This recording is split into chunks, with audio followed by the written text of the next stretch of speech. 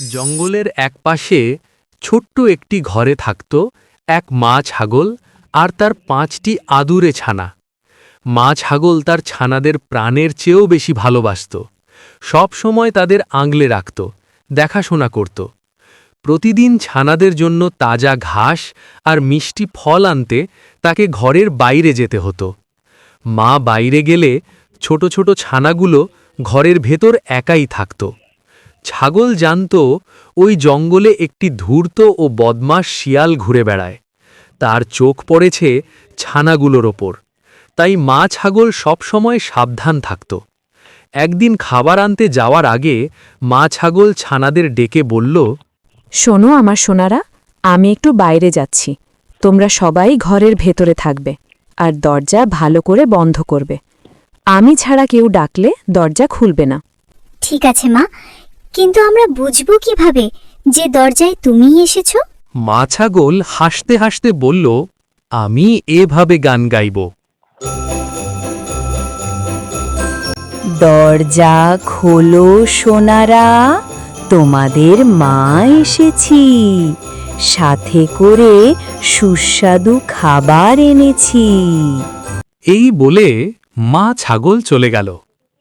কিন্তু লুকিয়ে লুকিয়ে সব কথা শুনছিল সেই চালাক শিয়াল।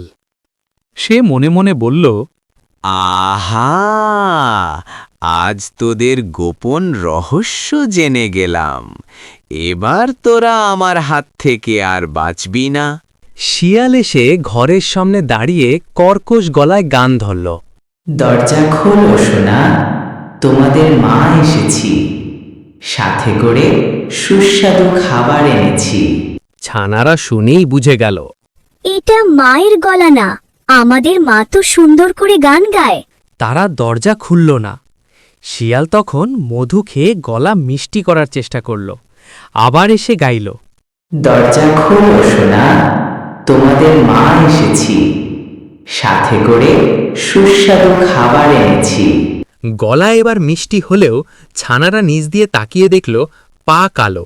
না না, আমাদের মায়ের পা তো সাদা। শেষবার শিয়াল গ্রাম থেকে আটায় পা ঢুকিয়ে সাদা করে নিল। শিয়াল আবার এসে গান গাইল, দরজা খোলো সোনা, তোমাদের মা এসেছি, সাথে করে সুস্বাদু খাবার এনেছি। ছাগল ছানারা দেখল এবার সব ঠিকঠাক। ছানারা দরজা খুলে দিল। শিয়াল ভেতরে ঢুকে ভয়ঙ্করভাবে হেসে উঠল। ছানারা দৌড়ে পালাতে লাগল। কেউ খাটের নিচে, কেউ পর্দার আড়ালে, কেউ ঝুড়ির তলায় লুকালো। একটি ছাড়া বাকি 4টি ছানাকে শিয়াল ধরে বস্তায় ভরে নিল। সবচেয়ে ছোট ছানাটি চুলার আড়ালে লুকিয়ে বেঁচে গেল। শিয়াল বস্তা কাঁধে নিয়ে গুনগুন করতে করতে জঙ্গলের দিকে রওনা দিল। কিছুক্ষণ পর মা ছাগল ফিরে এসে দেখল দরজা খোলা, ঘর এলোমেলো। সে ডাকতে লাগল, ছানারা, আমার সোনারা। ছোট ছানাটি বেরিয়ে এসে কাঁদতে কাঁদতে সব বলল। মা ছাগল রাগে ফুঁসতে লাগল। সে বলল, চিন্তা করিস না, আমি তোদের সবাইকে ফিরিয়ে আনব। ছুটে গেল শিয়ালের পেছনে। দূরে গাছের নিচে সে দেখল শিয়াল বস্তা রেখে নাক ডেকে ঘুমাচ্ছে। চুপি চুপি মা ছাগল বস্তা খুলে দিল।